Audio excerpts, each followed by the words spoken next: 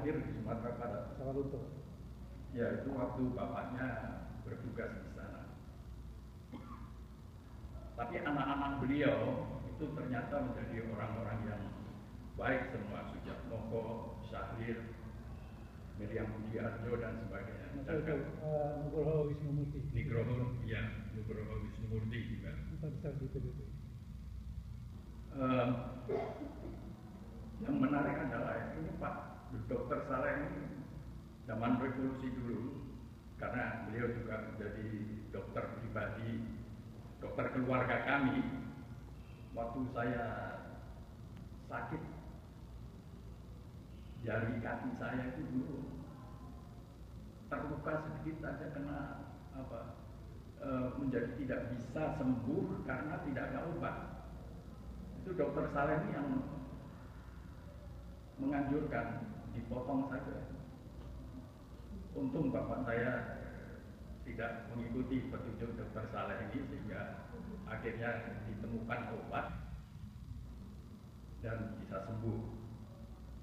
Tapi ini dokter yang baik dan terkenal saya di Solo. Rumahnya di Jalan Slamet Riyadi. Kemudian yang menarik adalah juga disebut-sebut juga W.S. Rendra, kemudian ditelaah mengenai kehidupan seniman-seniman. Dan ini yang menarik juga Syekh Jambek. Ini dari Sumatera Barat ya.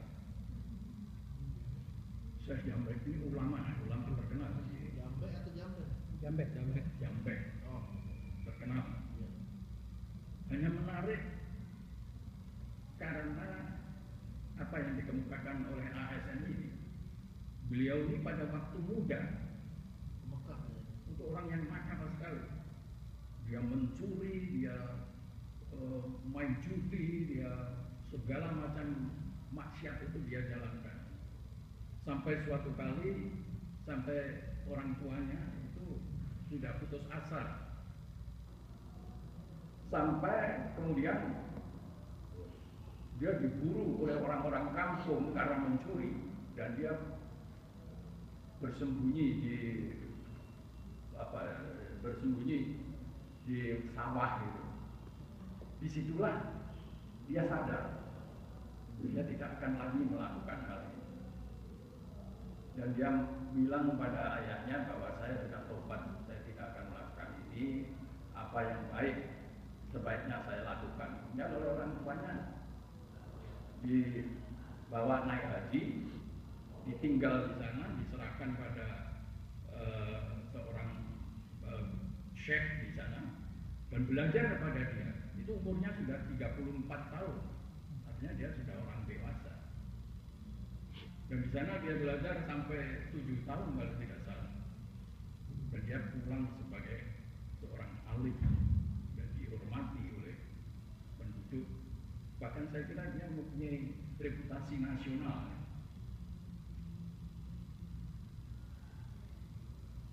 Nah begitulah yang dikemukakan oleh ASN mengenai orang-orang pribadi-pribadi yang dia jadikan sebagai sasaran tulisannya.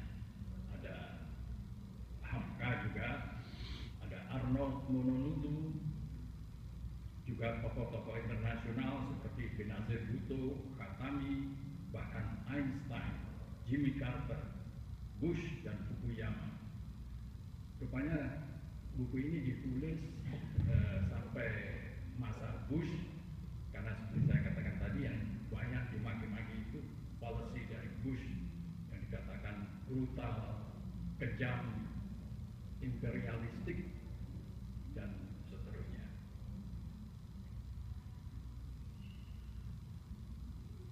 Dengan bahasanya yang menarik, hampir semua tulisan Ahmad Syafii Ma'arif ini memang enak dibaca karena dia seorang yang telah punya nama, ditambah bakatnya menulis, maka seperti apa saja yang dia tulis tampaknya layak muat. ASN juga menulis beberapa buku. Buku pertama, Mengapa Vietnam Jatuh Seluruhnya di Tangan Komunis, karena dia seorang sejarawan. 1960-an itu ketika Amerika menyerah di Vietnam, dia menulis buku ini. Kemudian buku Dinamika Islam, buku lain Islam Mengapa Tidak. Kemudian buku lain lagi Percik-percik Pemikiran Iqbal, dan sebuah buku yang ditulis dari disertasinya di Universitas Chicago, Islam dan Masalah Kenegaraan. Dan yang terakhir tadi ya, untuk menyambut hari ulang tahunnya yang ke-80, dia menurunkan buku Islam dalam Bingkai Keindonesiaan dan Kemanusiaan. Ahmad Syakib Arif ini adalah juga penerima Magsaysay Award tahun 2008. Begitulah saya kira yang bisa saya kemukakan mengenai buku Al-Quran dan Realitas Umat. Kalau ada sesuatu yang menarik bagi bapak-bapak dan ibu untuk mempelajari lebih lanjut, silakan, kami persilakan untuk meminjam buku ini ya. Saya kira kita punya kira-kira 10 buku di sini untuk dibahas lebih lanjut. Sampai sekian. Wassalamualaikum warahmatullahi wabarakatuh. Waalaikumsalam. Tambahan lagi tentang buku yang dikarang oleh Hasan Arif, satu lagi tentang biografi beliau yang berjudul Anak Kampung. Dan buku ini juga malah sudah difilmkan. Mungkin di YouTube sudah ada kisah tentang diri dia sebagai anak kampung, anak desa yang akhirnya menjadi tokoh nasional. Satu lagi mungkin bisa kita bahas, mungkin nanti Pak Anu juga bisa ikut memberikan pencerahan, bahwa oleh satu kelompok di Indonesia, mungkin kalau disebut kelompok Puritan, Buya Syafi'i ini dimasukkan dalam kelompok 50 orang ulama tokoh liberal Islam. Dia dimasukkan dalam salah satu karena pendapatnya tentang pembelaan kepada Ahmadiyah. Padahal di buku ini dia jelaskan bahwa Ahmadiyah secara akidah dia tolak 100%. Tapi 200%. Tapi orang-orang Ahmadiyah, rumah-rumah Ahmadiyah itu adalah manusia yang juga harus dibela kemanusiaannya. Dia punya hak hidup di Republik Indonesia sebagai orang Indonesia, termasuk juga pembelanya terhadap Syiah. Tidak harus dibunuh, tidak harus dizalimi. Nah, hal ini yang membuat dia akhirnya di label oleh sekelompok sebagai orang yang liberal. Ya. Mungkin ini yang mungkin juga, mungkin saya salah. Sebagian kita juga di sini ada yang berbuat demikian. Apakah itu juga membuat ini nggak terlalu banyak yang hadir? Tidak tahu. Ya. Kalau saya bicara dengan beberapa teman, dia bilang ini pasal ini liberal ini orang pendapatnya begini. Tapi kalau dia baca buku, dengar komentar Buya Syafi'i Arif, tidak akan apa lagi kenal orang itu. Imam pernah kedatangan beliau dan kita diskusi di Surau El Mora dipimpin oleh Henry Rubin. Kita dengar ucapannya, ya. Karena ada loh. Jadi mungkin ini menjadi pembicaraan kita.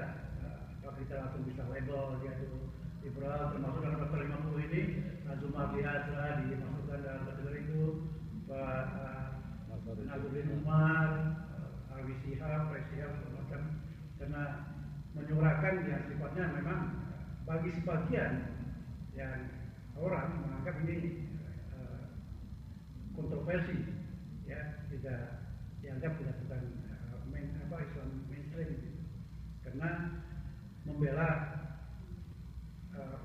dari segi kemanusiaan, tapi ditafsirkan membela akidahnya.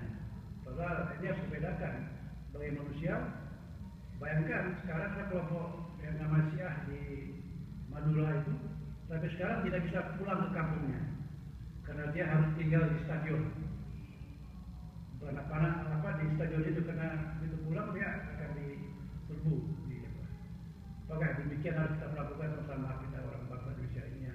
Jadi satu lagi yang perlu yang saya juga baca, karena kita di masjid, pengurus masjid Suhada itu yang ibadah yang Asroi itu dia sebagai muazin, pokoknya sebagai apalah, apa istilahnya, pedagang pengurus masjid, marbot, ya. Bukannya marbot, dia mengatakan undangan ke kakek Fatimnya akan undangan naik sepeda ontel, sepeda perempuan kalau istilahnya Pak ini, sepeda perempuan.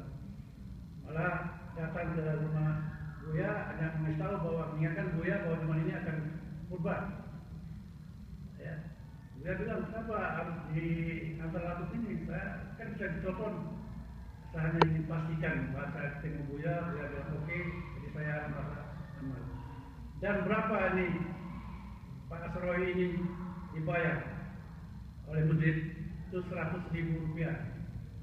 Kapalnya juga sampai terakhir dia dibayar 100.000 rupiah untuk tugas lagi. Jadi apa yang kita lihat di sini bahwa memang perlu keikhlasan dalam semua ini. Ini tambah sedikit. Kemudian Parmin ini adalah orang cacat yang pakai tongkat keliling Jawa Tengah itu.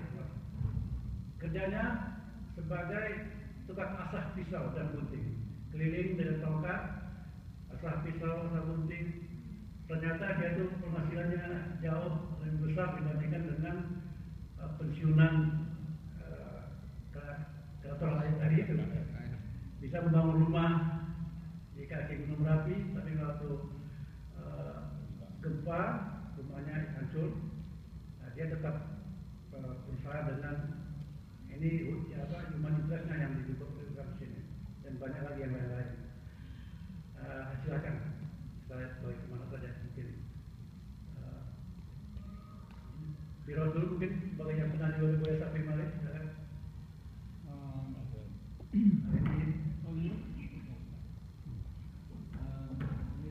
Ada yang bisa.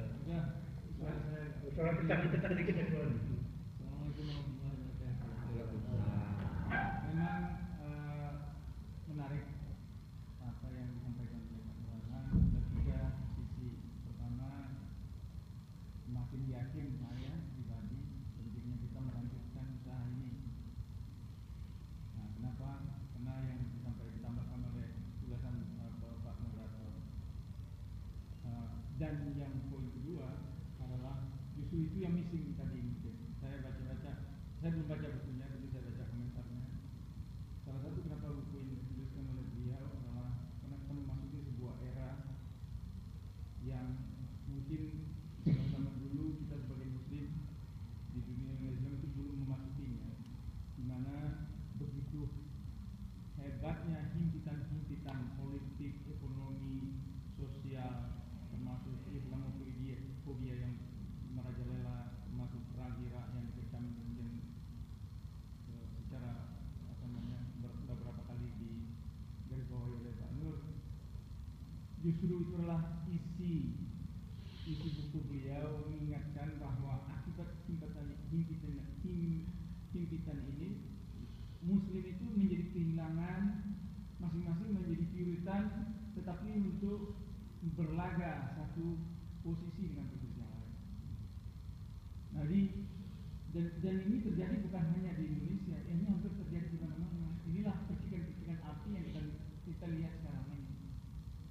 Jadi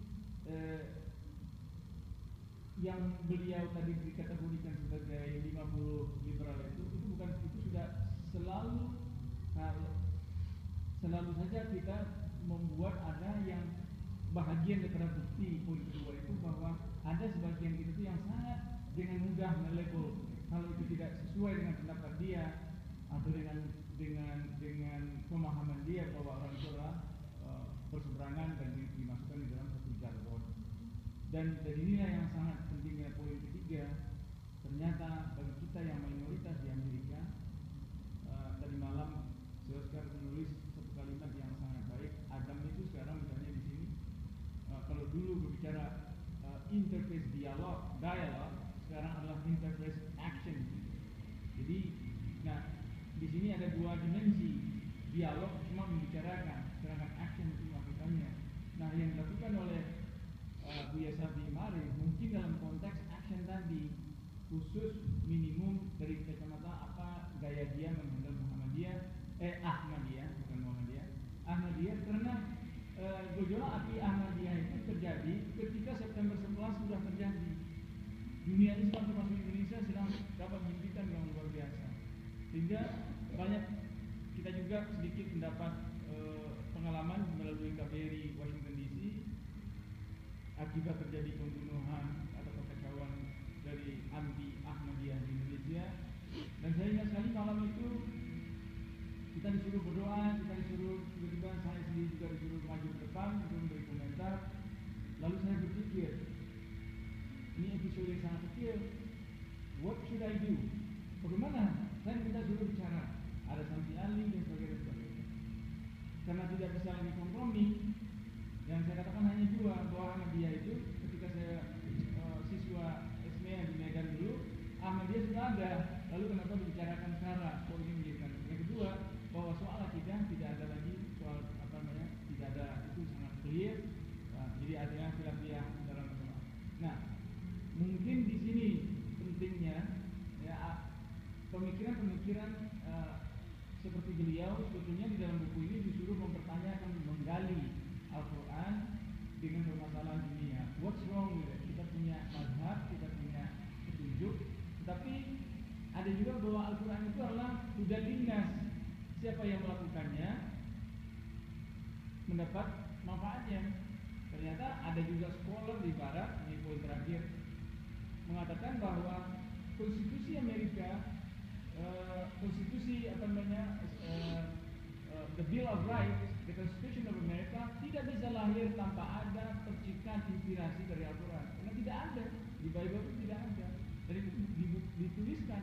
Salah satu penulisnya itu adalah orang Inggris bernama Robert Blyfold, adalah seorang penulis dan guru besar. Dan baru-baru ini melalui Triple IT ada lagi yang mensampaikan ternyata klaim-klaim semacam itu. Nah, summary saya adalah fungsi bedah buku ini menjadi begitu besar jadinya, ya. Terutama tadi Bang kita juga menyampaikan jangan itu kenapa orang tidak banyak hadir. Nah, jadi saya rasa itu bagus jadi diangkat, tapi jangan khawatir, kebenaran itu memang jalannya sedikit-sedikit. We do just have to be patient gitu kan. Nah, kalau akhirnya, karena ini penting sekali loh. Ini nanti malam ya, saya tambahkan sedikit. Tiba-tiba misalnya nanti malam kita ada acara, tiba kita dapat telepon, ada 2 imam Syiah yang hadir di malam di sini.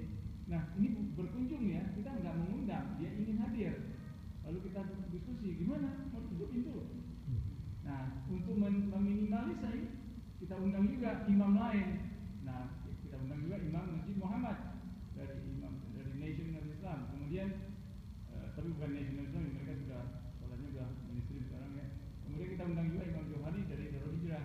Hanya sekedar supaya nanti jangan ada yang buat, wah ini bagaimana ini, kan gitu kan? Karena yang lihat fotonya nanti macam-macam. Nah, all in all yang dikatakan oleh Bapak Sami Marif, saya rasa menurut rangkuman yang saya baca adalah question, selalu bertanya dulu, jangan buat judgment dulu. Ask first and judgment later. Nah, dan inilah yang di umat Islam di mana-mana. Di sini ada beberapa kali waktu acara Christmas ada, kemudian tidak ada pembicaraan, saya bicara, setelah saya bicara ada seorang tanya, wah itu tidak memilih walaupun karamna. Wah, dimulai ada orang hitam. Saya ajak berdialog, akhirnya saya baca keluar. You say walaupun karamna, yang mana yang mana ini? Karena ada juga Allah mengatakan walaupun karamna bani Adam, saya bilang. Oh yang ada katanya, ya ada ini dia. Jadi ada artinya. Jadi kadang-kadang orang melihat dari kemampuan dia, pemahaman dia. Nah inilah yang kita mungkin esensi daripada panorama ini. Sedikit komentar saja Pak Nur, mudah-mudahan terima kasih tidak Firdaus. Pak Bim silakan. Ya. Assalamualaikum warahmatullahi wabarakatuh. Kita nggak ada ini wireless ya? Bapak mungkin sedikit teriak aja. Terima kasih nih Pak Nuratna sama Pak Duta yang telah memberikan gambaran ya tentang buku yang Sapil Ma'arif. Terus terang aja ini menarik bagi saya pribadi karena terus terang kita jarang mendapatkan kesempatan begini. Selama saya di sini baru pertama kali menurut saya. Ya. Atau memang kebetulan di masjid juga baru pertama kali ya. Jadi imam baru pertama kali ya. Jadi ini suatu sisi yang lain bagi saya pribadi terutama yang setiap harinya barangkali terus terang aja kurang bergelut dengan yang demikian. Tentunya bergelutnya selalu ekonomi. Nah ini agak sisi lain. Terus terang tadi pagi saya jam 3 pagi udah bangun Pak, supaya tidak miss acara ini. Sehingga cuman karena bangunnya kepagian saya bangun istri saya, wah terlalu pagi tidur lagi istri saya. Jadi terutama ini topiknya yang sangat menarik. Di samping itu ini ada Pak Nur dan Pak Duta merupakan yang sesepuh di sini yang tentunya pendiri imam. Ini tentunya banyak nuansa-nuansa yang barangkali akan bermanfaat kita semua. Apalagi ini kalau Pak Nur bercerita itu ada hubungannya dengan Solo Jogja. Jadi saya serasa pulang kampung ini. Serasa pulang kampung kalau tadi nama-nama yang disebut itu sangat familiar bagi saya. Terus terang saya memang banyak dekat dengan orang-orang yang barangkali yang terutama dari Muhammadiyah. Waktu saya di Urbana Champion itu ada Pak Takuda almarhum. Pak, saya dekat sekali saya. Sudah almarhum, dia itu dari Solo, namanya itu, aduh tadi saya sudah ingat tapi sekarang lupa namanya Pak Nur Salim ya. Nur Salim itu dari dia PhD di situ, antropologi dan banyak juga menulis buku dia, dan juga beberapa orang Solo yang sangat kental dengan aktivis di berbagai media di Muhammadiyah, terutama sekarang Rektor UMS itu teman dekat saya ya, Bambang Setiaji itu juga itu salah satu yang sering berdialog dengan kami. Nah tapi ada 2 poin yang sebenarnya ingin kita ambil hikmahnya. Sebenarnya ke depan ini banyak orang-orang di daerah, mungkin bukan hanya Solo dan Jogja ya, barangkali di Sumatera Barat itu yang sangat potensial, yang bisa kita bentuk, yang bisa menjadi tokoh ke depan. Hanya saja karena keterbatasan, jadi mereka itu tidak terbuka dan tidak mendapatkan jalan untuk itu. Nah pertanyaannya ke depan bagaimana kita bisa memfasilitasi dan membuat tokoh-tokoh baru ke depan yang barangkali sebenarnya sekarang ini sudah semakin tidak banyak gitu ya, room untuk itu. Nah kebetulan yang sekarang muncul itu biasanya karena yang berpendidikan di luar negeri, mendapatkan kesempatan exposure di luar negeri dan sebagainya, sehingga mereka terbuka. Tapi sebenarnya tokoh bibit-bibitnya itu banyak sekali Pak. Ya, ini tentunya makanya dari berbagai kesempatan yang ada ya, kalau kita semua ini ada kesempatan bagaimana kita memfasilitasi, membawa mereka sehingga terbuka pikiran mereka, sehingga nanti tokoh-tokoh ke depan itu akan banyak ya. Terutama kalau kami dari lingkungan saya mencoba membawa banyak-banyaknya orang untuk datang ke sini Pak ya. Nggak tahu dari berbagai, bahkan kalau tamu pun datang itu saya hampirkan sini untuk sholat dan foto paling tidak. Nah sehingga mereka terbuka bahwa di sini ada masjid ya. Terutama kalau dari instansi kami akan coba sebanyak-banyaknya mengirim orang untuk di sini, nggak tahu ke IMF, World Bank dan sebagainya, itu adalah. Nah ini tentunya, nah hubungannya semakin banyak tokoh yang demikian, itu akan lebih mudah bagi kita ke depan itu untuk yang tadi sebenarnya itu masuk kepada topik bahasan buku yang kita bahas pada hari ini, yang bagaimana penerapan Al-Quran ini ya. Karena penerapan Al-Quran ini kan ada 2 sisi sebenarnya yang bisa, artinya kita sadar bahwa nggak sempurna ya, karena berbagai faktor. Yang pertama, kalau itu diterapkan kepada diri kita sendiri, kehidupan sehari sangat mudah, tergantung bagaimana kita menerapkannya ya. Itu nggak begitu sulit ya. Tapi begitu kita masuk kepada, karena penerapan itu kan bukan hanya Al-Quran, mestinya menjadi acuan kita, bukan hanya kehidupan kita sehari-hari dalam diri kita, tapi juga bagaimana di pemerintah, bagaimana juga di lingkungan masyarakat. Nah ini kan juga menjadi agak sulit untuk diterapkan sepenuhnya. Terutama tadi kalau Pak Nur dalam buku ini menyebutkan bahwa pensiun wartawan itu hanya 800.000 sebulan. Ini ada sisi kehidupan, bukan kehidupan finansial yang harus dibentuk oleh surat kabar tadi, yang sebenarnya kalau itu dikelola dengan baik itu ada ilmunya, sehingga pensiunan itu akan mempunyai pensiun yang cukup ke depan itu ada. Nah sisi ini tuh yang mungkin barangkali juga belum bisa diterapkan dengan baik, meskipun saya nggak bisa menyetir ayat mana yang bisa diterapkan. Namun demikian kami yakin toh kalau ada tidak bisa secara 100% itu mengcover sebenarnya kehidupan sehari-hari itu. Ya. Dimana sekarang kehidupan sehari-hari itu sudah semakin kompleks dan semakin maju, sehingga ini menjadi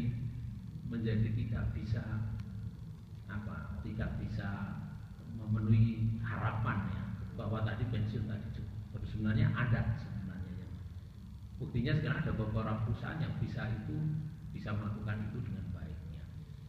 Nah sehingga kenapa ini tidak bisa? Ya tentunya karena tadi sebenarnya selama kita tidak mempunyai pemimpin ya yang berasaskan kepada Al-Quran, ini akan sulit. Tadi pemimpin kita itu bukan hanya pemimpin perusahaan yang tadi di kedaulatan rakyatnya, bisa juga pemimpin dalam dunia dalam kaitannya dengan politik tadi ya. Bahwa di pemerintahan itu kalau pemimpin pemerintahannya itu tidak berasaskan Al-Quran akan sulit ya, untuk Al-Quran itu menjadi pedoman di situ. Nah begitu kita masuk kepada pemimpin, ini kan bagaimana kita mendudukkan ya, orang Muslim ini menjadi pemimpin, ini yang menjadi agenda pertama yang sebenarnya harus kita lakukan. Kalau itu sudah bisa kita lakukan, otomatis Al-Quran itu akan lebih gampang untuk diterapkan di segala bidang. Nah sehingga, untuk bisa menerapkan pemimpin kita orang Islam dalam pemimpin tadi, tentunya tokoh-tokoh tadi akan musuh. Jadi kaitannya dengan berapa banyak tokoh yang harus kita siapkan untuk bisa menjadi pemimpin kita ke depan. Nah ini adalah sebenarnya akan saling kait-mengkait dan tidak bisa sangat instan. Ya. Nah untuk menempatkan tokoh kita menjadi pemimpin, meskipun kita punya tokoh, bagaimana tokoh ini menjadi pemimpin itu juga tidak gampang. Nah setelah tokoh menjadi pemimpin, ya bagaimana pemimpin tadi benar-benar membawa Islam juga tidak gampang. Banyak yang tokoh yang sudah menjadi pemimpin ternyata malah merusak. Nah ini jangan sampai demikian. Nah jadi ya tapi bagaimanapun juga memang seperti Pak Firdaus tadi ini harus step by step, tidak bisa kayak hanya merubah dalam sekejap ya. Tapi tentunya ya terutama tokoh yang tadi kita bagaimana kita membawa bibit-bibit baru untuk menjadi tokoh ya. Yang kedua bagaimana tokoh tadi sudah menjadi pemimpin ya. Dan bagaimana tokoh tadi kalau sudah jadi pemimpin betul-betul menjadi panutan. Ini suatu hal yang harus kita lakukan terus menerus. Nah tentunya dengan hal begini ya, dengan tebu ini kita paling tidak kita bisa bertukar pikiran dan tentunya mengingatkan ya, sehingga kita nanti paling tidak kita bersilaturahmi menjahit berbagai kemungkinan tadi, bagaimana kita bisa membawa tokoh ya, mendidik tokoh ke depan dan mendudukkan tokoh menjadi pemimpin, dan bagaimana yang sudah menjadi pemimpin ini juga tetap akan menjadi panutan kita. Ini sesuatu hal yang harus kita lakukan semua. Saya juga tadi ngobrol dengan Pak Firdaus ya, terutama yang sudah menjadi pemimpin ini, terutama yang lingkupnya mungkin belum dunia ya, yang pemimpin Indonesia aja. Kalau di sini coba kita bawa ke sini ya, kalau bawa ke sini ya tentunya nanti kita bantu sama-sama untuk paling tidak kalau ada menteri, ada gubernur, kita kita untuk stop by di sini. Mungkin pas kalau hari Sabtu kan bisa subuhan dengan dialog begini. Nah, mengingatkan beliau paling tidak mungkin secara tidak langsung ya, kalau kita ingatkan merasa diingatkan malah marah nantinya. Supaya nanti bagaimana ke depan ya, agenda bagaimana mempertanyakan ya bibit-bibit menjadi tokoh. Bagaimana tokoh ini akan menjadi pemimpin.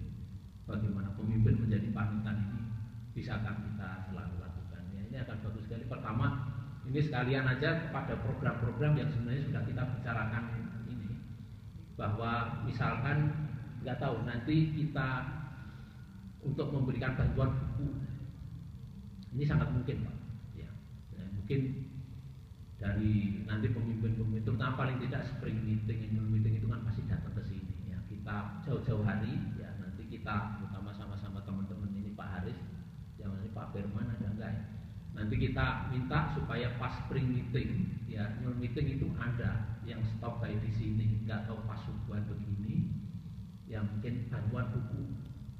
Nah terus nanti kita silaturahmi sebentar, terus nanti ngobrol sebentar, dan ini nanti gaungnya akan besar dan pasti nanti akan sampai Jakarta, akan sampai ini, akan menjadi bagus buat kedua belah pihak sebenarnya, buat tokoh ataupun pemimpin yang datang ke sini maupun buat masyarakat di sini. Ataukah mungkin ada yang lebih besar lagi, bukan hanya sekedar buku ya, karena tentunya pasti kita punya kewajiban moral yang bahwa bagaimana ibaratnya kalau orang Jawa nguri-nguri masjid ini ke depan itu supaya lebih bagus. Tentunya dari sini kan nanti ya ada plan ke depan masjid ini, next stepnya bagaimana. Uri-uri itu apa? Nguri-nguri itu memelihara dan memajukan. Memelihara dan memajukan sehingga bermanfaat buat umat ya. Ini akan bagus sekali ya, ini dan tentunya ya mudah-mudahan aja nanti ya yang meskipun ini agak ngobrol agak besar ya, tapi tentunya sedikit-sedikit tentunya akan kita coba untuk kita meskipun nanti kami juga akan di Jakarta, tapi akan tetap ingat dan mudah-mudahan masih bisa sempat ke sini ya, paling tidak ya secara tidak terlalu sering, tapi mudah-mudahan bisa. Mungkin begitu aja. Terima kasih. Assalamualaikum warahmatullahi wabarakatuh. Ibu ada yang mau? Ibu pendengar aja. Oke, Oding silakan. Assalamualaikum warahmatullahi wabarakatuh. Saya tidak akan komen ke bukunya, tapi saya ingin komen ke Pak Nuratnanya dan ke Bang Duta. Mungkin buat bapak-bapak ini nggak sadar ya, bahwa yang disampaikan itu adalah hasil gimana kita usaha dari sama yang ada terus untuk kemudian disiapkan. Tapi mungkin ini adalah nilai-nilai yang dulu mungkin terbiasa kali oleh orang-orang yang biasa baca buku. Saya komen begini karena saya mau lihat dari sisi yang lain gimana sekarang media sosial itu sudah begitu banyak, bahan bacaan sudah begitu abundant, tapi proses untuk memilih bacaannya tuh kadang-kadang tuh ada orang forward langsung baca, belum baca semua langsung komen, gitu ya. Ini sangat berlawanan dengan orang ketika ingin baca buku dia sudah dengar dulu, oh katanya bagus, kemudian mau pinjam, ketika baca itu tadi istilahnya Pak Nuratnan di depan TV atau dari bathroom. Tapi ini adalah kondisi sosial di mana orang itu benar-benar siap untuk baca, berusaha mengerti, kemudian dia dapat value-nya gitu loh. Yang mungkin saya takutnya salah ya, tapi kadang-kadang saya lihat itu udah nggak ada lagi value-nya di orang-orang yang udah suka baca saya nggak bilang yang di medsos itu adalah nggak bagus ya, tapi kadang-kadang nggak berimbang. Baru baca judulnya aja udah komen, belum dibaca isinya, boro-boro lihat data-data yang ada, sehingga kalau kita baca komentar-komentar yang ada di medsos kadang-kadang udah sorry itu saya jadi kayak sampah gitu ya, buangin waktu. Jadi mungkin saya ingin komentar ke acara ini bahwa ini adalah cara yang bagus, terutama juga kalau bisa ditularin ke orang-orang yang bukan yang nggak disarankan untuk baca, ke yang internet atau apa, itu kan adalah salah satu cara kita untuk dapat informasi. Tapi value-value yang tadi bapak ini udah punya, kalau bisa juga dikasih tahu nih. Saya barusan ingat banget dengan atau kejadian yang baru saja kejadian kemarin banget dengan anak saya. Dia tidak baca, dia disuruh tugas oleh gurunya untuk nonton film Godfather 4 jam. Baru 10 menit udah bosan. Terus dia tanya saya, ini ceritanya apa sih Pak? Apa sih sensinya gitu?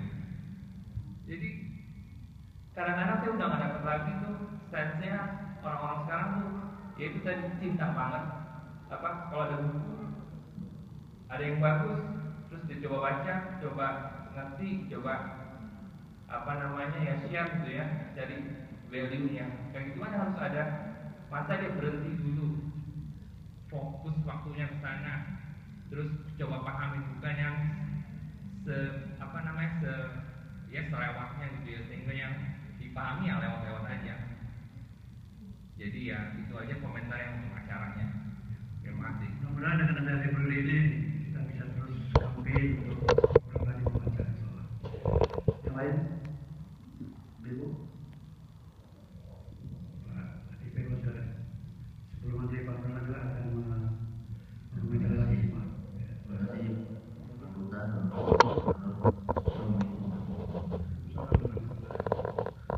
Saya yakin semua umat Islam di dunia itu menginginkan seorang pemimpin Muslim menjadi panutannya. Kalau saya melihatnya, sejak terputusnya khilafah Khulafaur Rasyidin kemudian dilanjutkan dengan sistem empoyem atau kerajaan, itu jelas-jelas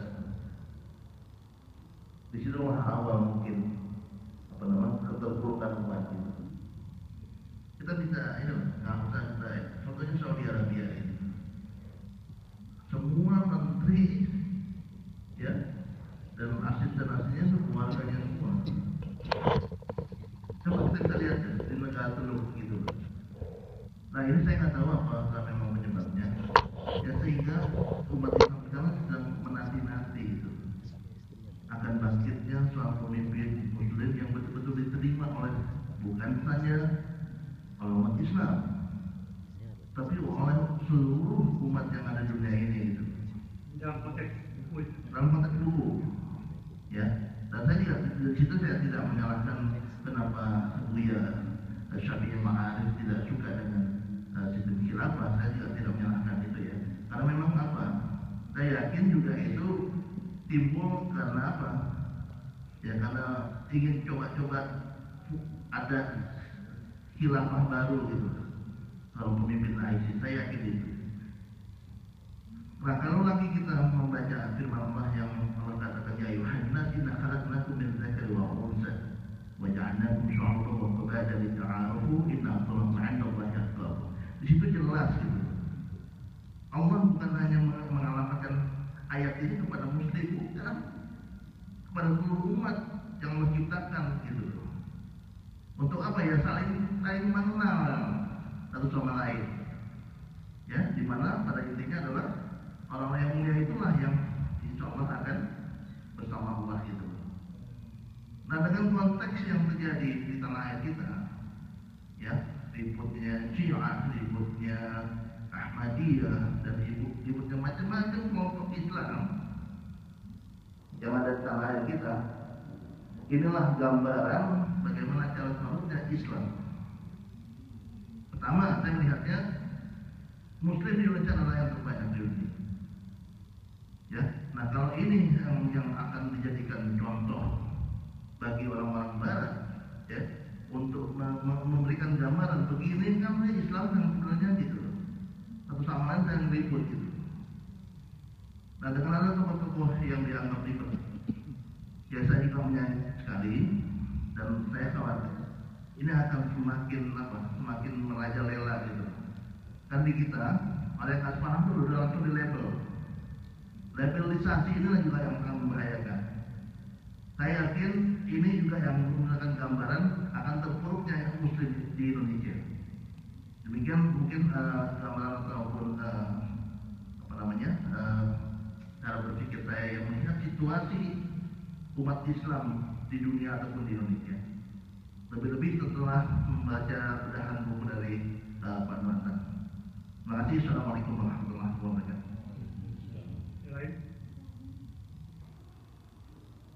Ini Presiden Imam belum komentar. Sebenarnya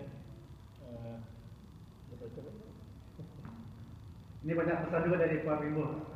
Nanti Imam itu juga bisa membina, membangun, untuk menciptakan tokoh-tokoh ya. Iya, insyaallah. Assalamualaikum warahmatullahi wabarakatuh. Yang saya ucapkan terima kasih kepada tim library, terutama tim dan Bang Faisal. Ini pioneer gitu ya untuk acara ini. Terus yang kedua, seperti yang Pak Bimbo bilang, Imam Center ini akan kita jadikan Center of Excellence. Jadi message yang keluar dari sini itu bukan hanya urusan agama gitu ya, tapi tujuan besar kita adalah tidak lain juga tujuan Islam, yaitu rahmatan lil alamin gitu. Jadi forum-forum seperti ini insya Allah bisa amat bermanfaat gitu ya. Dan saya seperti yang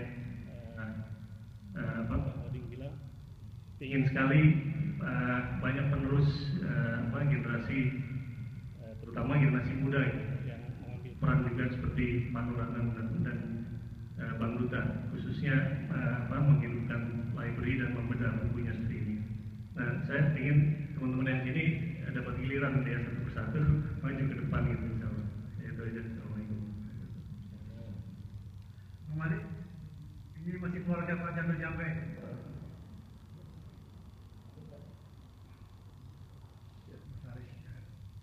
Terima kasih. Assalamualaikum warahmatullahi wabarakatuh. Beliau ini tanggung jawab SBI. Nah, coba bantu-bantu aja Pak. Dari awal mendengar Pak Nuranan membahas buku ini, sebenarnya sebelumnya dari kita mulai membaca bukunya, dan tadi kayaknya konfirmasi dengan beberapa kalimat di awal buku itu, kami menangkap bahwa Buya Safi Ma'arif ini menulis buku ini di tengah kegundahan. Kegundahan pertama dengan dipilihnya judul yang dikesankan diametral antara Islam dengan keadaan umat. Tanda kegundahan berikutnya dipilihnya beberapa kisah yang menyoroti semacam fenomena ketidakadilan, entah itu gaji yang dianggap tidak adil atau fenomena sosial lainnya. Tapi semua itu dipayungi oleh beberapa kalimat di awal tadi yang dikatakan bahwa Islam paling tidak menghadapi tantangan besar untuk diterapkan dalam hal-hal besar, kenegaraan, hubungan internasional, ekonomi tadi kalau tidak salah saya dengar. Nah, ini kita coba gabungkan lagi dengan background pengalaman pendidikan Buya Safi Ma'arif. Beliau ini kan scholar, beliau juga leader. Nah, dan organisasi yang dipimpin beliau salah satu yang terbesar di Indonesia. Saya tidak bermaksud untuk membesarkan skala dari persoalan, tapi kalau tokoh setinggi beliau sudah dengan apa yang terjadi di masyarakat dan apa yang menjadi disconnect antara pedoman hidup kita Al-Quran dengan penerapan kehidupan penglihatan sehari-hari yang ada di masyarakat, maka ini kami anggap ini tantangan yang luar biasa besar. Dan tadi kita di sini Pak Presiden juga mengatakan, Pak Wibowo tadi juga mengatakan menyitir beberapa hal yang mudah-mudahan bisa menjadi obat buat kedepannya sehingga hal ini perlahan bisa mulai terjawab. Dan memang sayangnya fragmentasi antar kelompok di masyarakat kita di tanah air itu tampaknya justru memperburuk situasi. Alih-alih menawarkan solusi yang jernih dan menyejukkan. Nah ini memang bagus sekali ada forum ini. Kita menjadi sadar bahwa banyak pertanyaan-pertanyaan kunci yang kita sebelumnya mungkin anggap sambil lalu, tapi ternyata kalau dia renungkan di Sabtu pagi yang tenang dan bercuaca baik ini, ada hal pokok yang kita harus kerjakan, paling tidak kita pikirkan. Nah mungkin Bang Duta dan Pak Nur yang sudah membaca buku ini sampai mungkin separuh atau sampai tuntas, apakah Buya Sabri Ma'arif juga menawarkan solusi di akhir buku itu atau di tengah buku itu?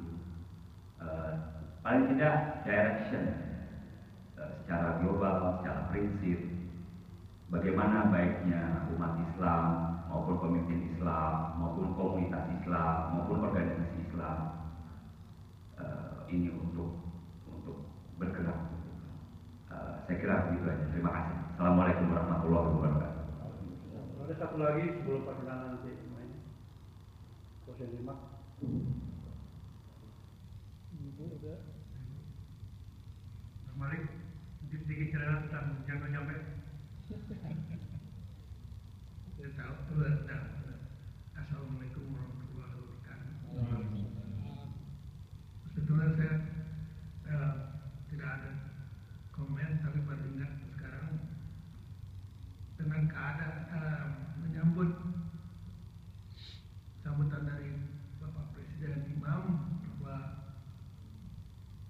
Imam Center itu kan hanya untuk religion, tapi juga untuk central excellence. Dan menyambut dengan apa yang diutarakan oleh Pak Suratnan mengenai buku itu, bahwa penulis pernah menyarankan atau menyebut adanya New Masyumi, dan saya ini besarnya itu waktu zaman jayanya Masyumi dan tahun 1955 saya bersedih hati karena Masyumi kalah dalam pemilihan umum pertama di Indonesia. Jadi kalau kita ini bisa usulkan Tahun 55 menang. bagaimana? Tahun 55 menang. Kalah. Kalau saya bisa usulkan, kita bisa mulai membangun New Masyumi ini di Assalamualaikum warahmatullahi wabarakatuh. Boleh asal jangan partai politik. Iya. Kita udah agak, ini kan Majelis Suro ini. Mas ini kan Majelis Suro. Boleh saya ingat nama tadi, yang nama teman saya tadi, namanya Muslim Abdurrahman. Oh, iya. Ingat, almarhum sudah almarhum. Ini adalah tokoh yang tokoh Muhammadiyah. Tapi ya kalau banyak orang mengkategorikan dia juga moderat juga. Ya, dia lulusan dari Urbana Cemping tahun 9, waktu itu sama-sama 91. Ya. Oke. Baik, silakan Pak Nur. Yang terakhir tadi ya, apakah Pak Imam punya menawarkan solusi? Tidak secara jelas. Yang mengajak kita untuk berpikir bersama. Ini masalah kita banyak seperti ini. Dengan Al-Quran saja kita sekarang tidak membuat Al-Quran itu sebagai referensi dalam hidup kita. Oleh karena itu Al-Quran dan realitas umat. Realitas umat sekarang ini ya terpecah-pecah, pikirannya macam-macam. Bagaimana akan mengatasi masalah itu semua? Yaitu tidak secara jelas. Tapi ini hanya satu buku ya. Dan buku ini pun kumpulan resonansi sampai tahun tertentu. Tahun Presiden Bush, belum sampai Obama dan sebagainya. Dan dia masih terus menulis. Dan dalam buku yang terakhir dia terbitkan itu mengenai Islam dalam tingkai keindonesiaan dan keislaman. Barangkali di sana bisa kita lihat apakah beliau mengemukakan sesuatu sebagai solusi dari berbagai masalah yang dihadapi oleh umat sekarang ini.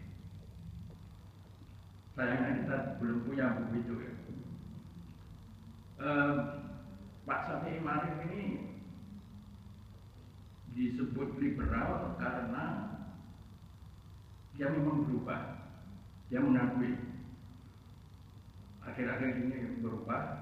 Yang dulu dia juga sebagai orang yang memperjuangkan negara Islam, Masyumi. Kemudian sekarang anti negara Islam. Dia ikut sebagai penulis buku yang disponsori oleh suatu badan di Amerika yang ingin, ya katanya, untuk memoderatkan Islam. Dan judul buku itu kalau tidak salah tidak ada negara Islam, dan dia ikut menulis di sana. Dan dalam profil yang saya baca di internet, beliau adalah juga seorang pendorong dan pendiri dari JIM,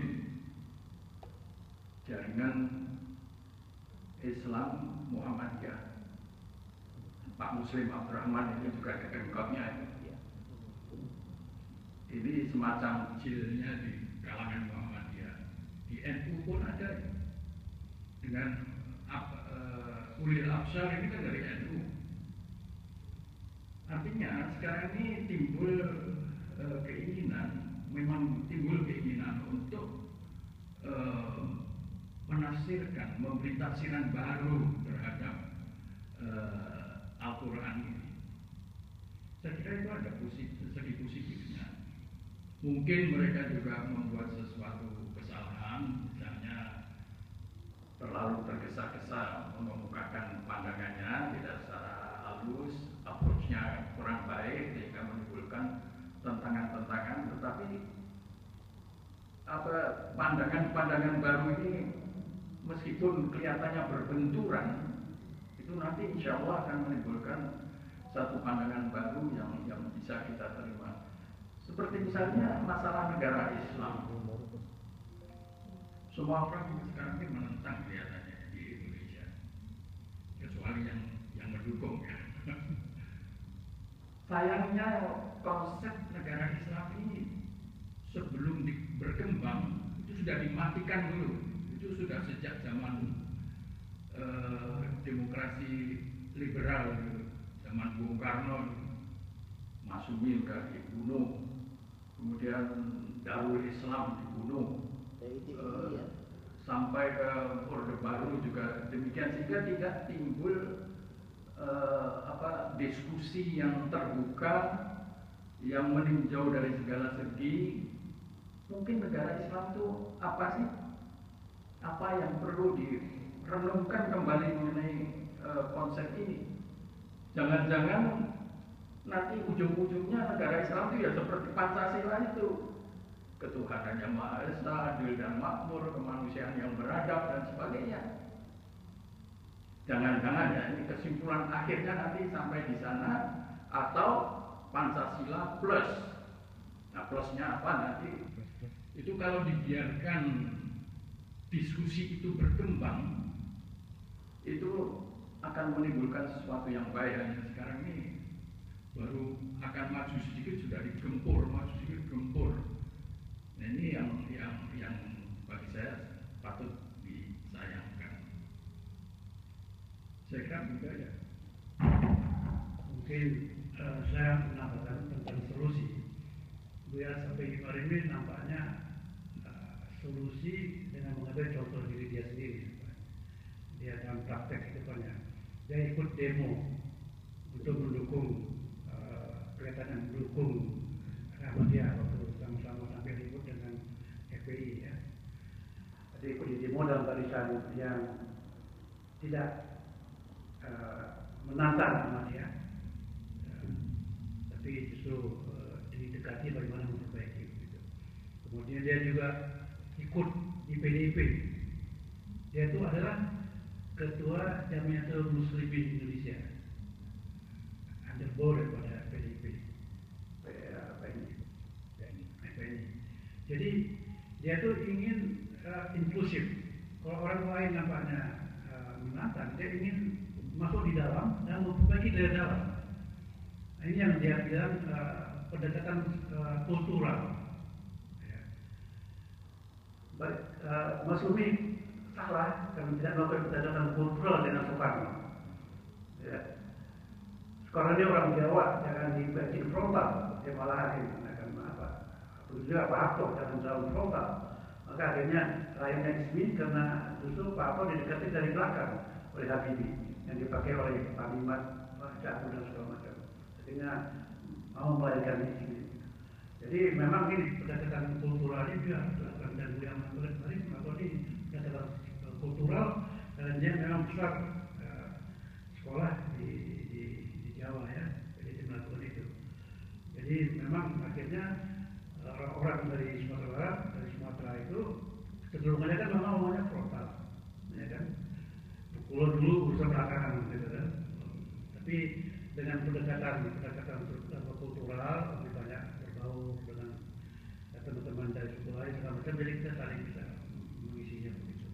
Ini yang saya lihat dia ini menawarkan solusi dengan dia ambil contoh sendiri dengan praktek biasa hari dalam hidup ini. Sampai orang lain misalnya mendukung partai lain atau apa calon presiden lain juga mendukung Jokowi misalnya.